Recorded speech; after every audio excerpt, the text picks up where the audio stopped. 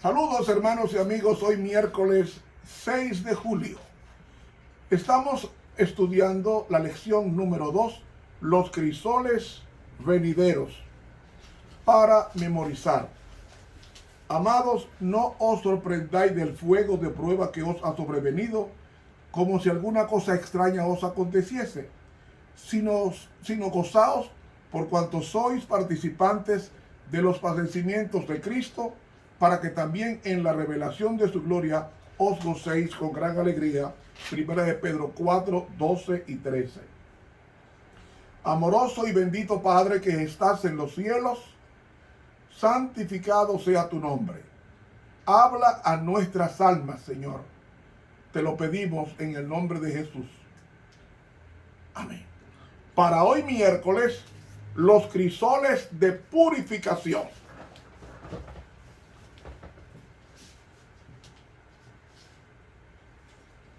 Hoy vamos a usar una cita del profeta Jeremías. Ayer usamos al apóstol Pablo y anteayer y el domingo usamos al apóstol Pedro. Nos falta hoy hablar sobre un hombre llamado Jeremías. Jeremías, profeta del Señor, comenzó su ministerio cuando tenía 20 años y comenzó en el año 627 a.C. hasta el último exilio de Babilonia en el año 586. Es decir, fue profeta del pueblo de Dios por 40 años y murió apedreado por los mismos judíos en Egipto, porque condenó sus conductas del pueblo de Dios. Otros afirman que fue llevado a Babilonia o Judá por Nabucodonosor cuando invadió a Egipto y murió de muerte natural. Pero en esos 40 años de ministerio gobernaron 5 reyes del reino de Judá, del pueblo de Dios, que fueron Joacás, luego Josías, después Joacín, después Joaquín, Sedequías y Gedalías. Estamos hablando de 6. Hermanos y amigos, este hombre que sufrió mucho, llevó la palabra de Dios a su pueblo y el pueblo de Dios fue rebelde. Dice, por tanto, así ha dicho Jehová de los ejércitos: he aquí que yo los refinaré y los probaré, porque ¿qué más he de hacer por la hija de mi pueblo? Jeremías 9:7. Era un pueblo que se oponía en su rebelión a la obediencia a la palabra de Dios, y los reyes, los sacerdotes y los falsos profetas llevaron al pueblo al exilio de 70 años de cautiverio babilónico por la dureza de su corazón.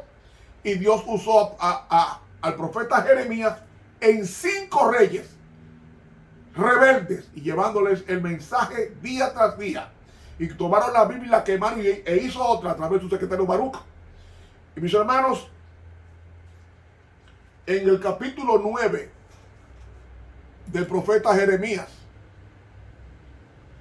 el capítulo 9 y el versículo, capítulo 9, comenzando en el versículo, vamos a ver, 9, versículo 7. Perversamente, tu morada es en medio de engaño, de muy engañadores no quisieron conocerme, dice Jehová. Por tanto, así ha dicho Jehová de los ejércitos: he aquí que yo los fundiré y los ensayaré, porque ¿cómo he de hacer por la hija de mi pueblo? Saeta afilada es la lengua de ellos, engaño habla, con su boca habla paz con su amigo, y dentro de sí pone sus acechanzas. ¿No los tengo de visitar sobre estas cosas? Dice Jehová. ¿De tal gente no se vengará mi alma? Sobre los montes levantaré lloro y lamentación, y llanto sobre las moradas del desierto, porque desolados fueron hasta no quedar quien pase, ni oyeron bramido de ganados. De las aves del cielo y hasta las bestias de la tierra se transportaron y se fueron. Y pondré a Jerusalén en montones por morada de culebras, y pondré las ciudades de Judá en asolamiento, que no quede morador. ¿Quién es varón sabio que entienda esto? ¿Y a quién habló la boca de Jehová para que pueda declararlo? ¿Por qué causa la tierra ha perecido, ha sido asolada como desierto, que no hay quien pase? Y dijo Jehová, porque dejaron mi ley, la cual di delante de ellos, y no obedecieron a mi voz, ni caminaron conforme a ella. Antes se fueron tras la imaginación de su corazón, y en pos de los Baales que les enseñaron sus padres. Por tanto, así ha dicho Jehová de los ejércitos, Dios de Israel: He aquí que a este pueblo yo les daré a comer ajenjos, y les daré a beber aguas de hiel, y los esparciré entre gentes que no conocieron ellos ni sus padres, y enviaré espada en pos de ellos hasta que yo los acabe. Profecía en el reinado de Joacás y Joacín entre el año 609 y 605 a.C., poco antes de Nabucodonosor tomar a Jerusalén. En el tercer año del rey Joacín de Judá, vino Nabucodonosor, según Daniel 1:1, y rodeó a Jerusalén y se llevó cautivo una gran cantidad de la flor y nata de la nación, entre ellos a Daniel, Ananías, Misael y Azarías, y un grupo más de personas ilustres fueron llevados cautivos a Babilonia a una distancia a pie de 700 kilómetros. ¿Usted me está oyendo? Encadenados, 700 kilómetros. Y mis hermanos, ¿producto de qué? Producto de la persistencia en el mal. Pero allá en Babilonia aprendieron a hablar una lengua extraña que no conocían. El pueblo de Israel hablaba el hebreo. Por eso es que la Biblia en el Antiguo Testamento está escrita mayormente en hebreo. Y allá aprendieron un segundo idioma, que es el arameo. Para que usted entienda mejor, el arameo es como decir el portugués y el español. ¿Ven? Que se parecen mucho, pero no es lo mismo. Daniel por lo menos hablaba 3 idiomas. Daniel aprendió a hablar hebreo desde la niñez. Cuando fue llevado a los 17 años a Babilonia, aprendió en la universidad arameo, y luego aprendió el idioma persa cuando cayó Belsasar aquella noche. Es decir, Daniel fue un primer ministro que Dios usó, y murió a una edad aproximadamente de 92 años. Daniel. Pero Daniel aprendió el crisol de purificación, como también aprendió el pueblo de Dios. En esos 70 años de cautiverio, aprendió lo malo que es servir a los ídolos.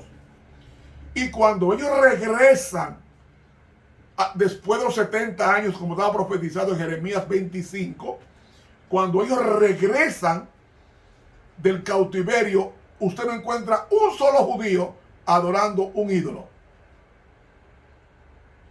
Porque aprendieron en los 70 años de cautiverio en Babilonia, aprendieron cuán duro es el pecado. Entonces, cuando se va a cumplir los 70 años, viene Zorobabel con 50,000 hombres y sale. Con el decreto, hubo 3 decretos: Darío, Ciro y Artajerjes. Y en el último decreto, fue en el año 457, Artajerjes permite que salgan los judíos y se establezcan como nación, y le provee todos los medios para reconstrucción. Por ejemplo, Nehemías estuvo con la reconstrucción de los muros, Esdras en la teología, un hombre teólogo de primera, y estos hombres, Zorobabel como gobernador de Judá, todo esto contribuyeron. Zorobabel con la reconstrucción, con el templo que llevó su nombre, Nehemías con el muro en 52 días, y Esdras con la liturgia, con la formación de la teología buena hebrea. Y ese templo de Zorobabel, cuando ellos regresaron, usted no encuentra un solo judío adorando a Baal, ni adorando en el primer día de la semana. Aprendieron la lección. Porque Dios permite que estas cosas sucedan para un propósito. Para que nosotros, como pasa con los hijos, usted los enseña, los disciplina desde pequeño. Los primeros 5 años de un niño son decisivos. En esos primeros 5 años usted tiene que enseñarle a ser limpio, pulcro, que no decir palabras obscenas, higiénico, que coma a tiempo, que no se ensucie comiendo. Todo eso se aprende en los primeros 5 años. Ya ese niño, cuando termina ese periodo, ya está preparado y se le enseña a temer a Dios. Los primeros 5 años de su hijo, enséñele a temer a Dios, a leer la Biblia. La Biblia no enloquece a nadie. Enséñele la palabra de Dios desde que nace hasta que llega a la edad de adolescencia y llega a la mayoría de edad, 18 años. Enséñele la palabra y se va a cumplir lo que dice Proverbios 22:6. Proverbios 22:6 dice: instruye al niño en su camino y aun cuando fuere viejo no se apartará de él. Entonces, eso prepara. ¿Qué pasó? ¿Qué pasó con Daniel? ¿Qué pasó con Jeremías? Ambos hombres fueron preparados desde la niñez, porque Jeremías era de descendencia sacerdotal, de Anatot, y Jeremías fue instruido en la palabra, y cuando era joven, a los 20 años, Dios lo llamó al ministerio profético y lo cumplió por 40 años, murió de aproximadamente 60 años, asesinado en Egipto. Pero no solamente eso, Daniel fue instruido, según profetas y reyes, en el camino del Señor. Y a los 17, 18 años exactamente, Daniel es llevado a Babilonia y trabaja en Babilonia más de 70 años, más de 70 años, y muere a la edad de 92 años. Y Daniel evangelizó a toda Babilonia, de tal manera que Nabucodonosor fue convertido al Señor y predicó el evangelio a Darío, y predicó el evangelio a Belsasar, y predicó el evangelio a todos los babilonios, y eso preparó el terreno para que después, cuando viniera Ciro el Grande y luego Artajerjes, dieran el decreto final para que el pueblo saliera de Babilonia para reconstruir su ciudad santa que estaba abandonada por la idolatría. ¿Por qué Dios permitió esto? Para purificar a su pueblo. Entonces el diablo muy astuto. ¿El diablo qué hizo? Ellos ya no van a adorar los ídolos. Voy a hacer un ídolo que ellos van a adorar para siempre. ¿Y saben ustedes cuál fue el ídolo que Satanás usó? El templo. El templo era más importante que Jesús para el judío. El templo era más importante que el amor al prójimo. El templo. Entonces los judíos endiosaron el templo y no al Dios que reside en el templo. ¿Qué pasó con ese ídolo? En el año 70 de nuestra era, Tito, hijo de Vespasiano, emperador romano, rodea en el tiempo de la Pascua, rodea a Jerusalén, y después de varios meses es asaltado y quemado por completo el templo por una mano misteriosa que le lanzó una antorcha y cogió fuego misteriosamente hasta el sol de hoy, que no quedó piedra sobre piedra que no fuera destruida, como dice Mateo 24. Hermano y amigo, cuando Dios permite que sucedan cosas en nuestras vidas sin buscarlas, es con el propósito de que podamos encontrar la gran verdad de que Dios quiere lo mejor de sus hijos, y como quiere lo mejor de sus hijos, los va preparando para grandes cosas, como hizo con Jeremías, como hizo con Daniel, y como está haciendo con muchas otras personas que se están entregando en los caminos del Señor. La sierva de Dios da una cita extraordinaria. Está en... A ver si yo encuentro esa cita. Tengo otra, pero prefiero la que estoy buscando. Bien. Oiga lo que dice el libro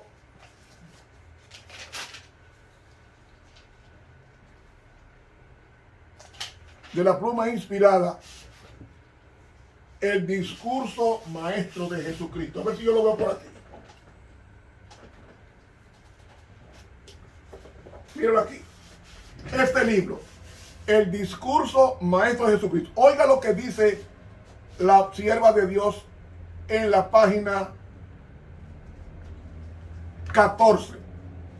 El discurso maestro de Jesucristo. Oiga lo que dice ella.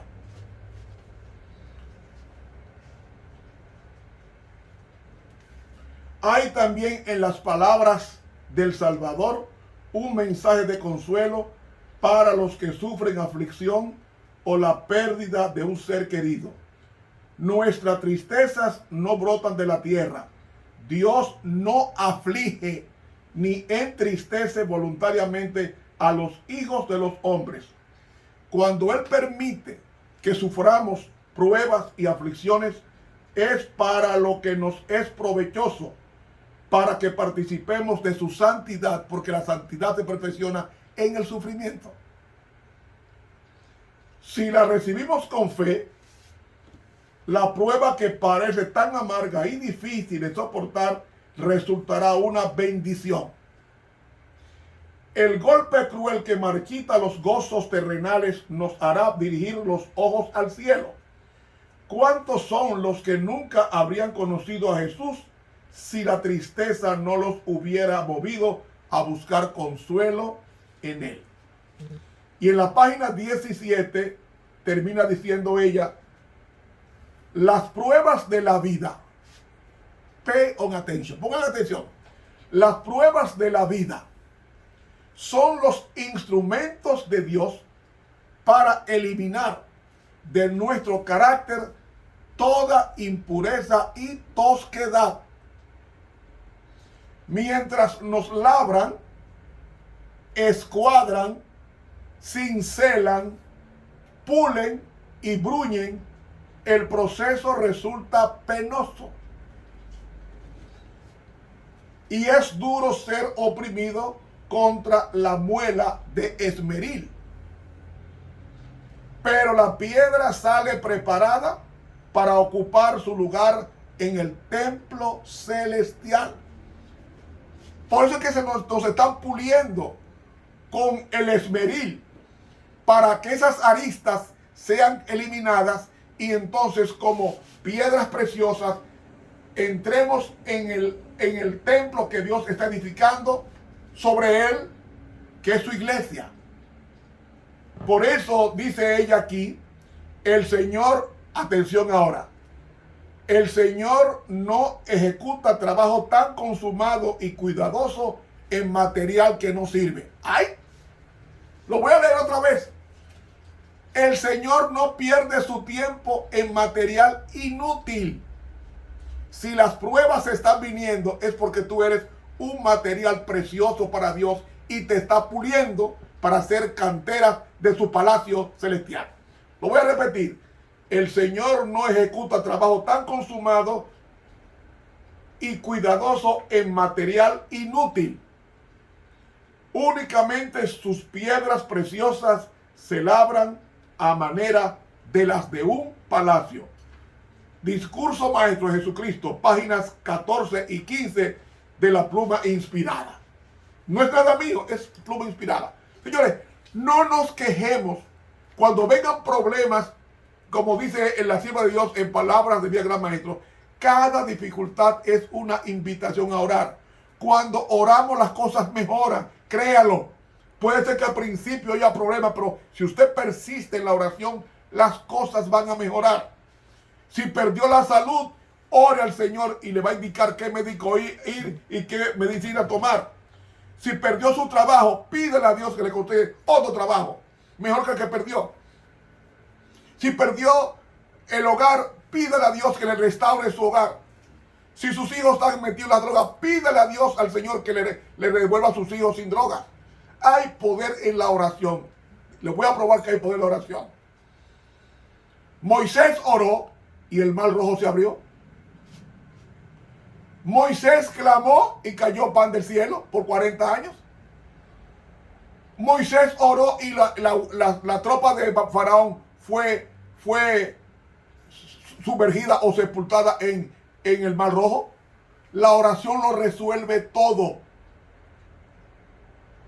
Ahora, mis hermanos, tenemos que orar. ¿Por qué? Porque estamos viviendo en un mundo donde los crisoles que el Señor permite nos ayuda a gran manera a nosotros prepararnos como piedra para el palacio. Por tanto, si Dios permite un cáncer, aprovecha ese cáncer y habla más con Dios y pídele a Dios su dirección y sanidad si es por su voluntad, y Dios lo va a hacer. Hermanos, necesitamos realmente en el momento de dificultad clamar a Dios y no quejarnos por nada y alegrarnos, como pasó con los patriarcas y profetas cuando fueron probados a Dios, fueron purificados y salieron como el oro fino, como el oro de Ofir, el oro de África, en Somalia. Ay, se nos fue el tiempo, hermanos. Que Dios nos bendiga. Para mañana, los crisoles de la madurez. Mañana jueves. Estuvo con ustedes el profesor en teología Ramón Romero. Te invito a suscribirte en el canal de YouTube Ramón Romero y cada día recibirá estos estudios. Además de más de 500 sermones que tengo en YouTube, interesante para tu crecimiento espiritual. Que Dios te bendiga y te guarde. Hasta pronto.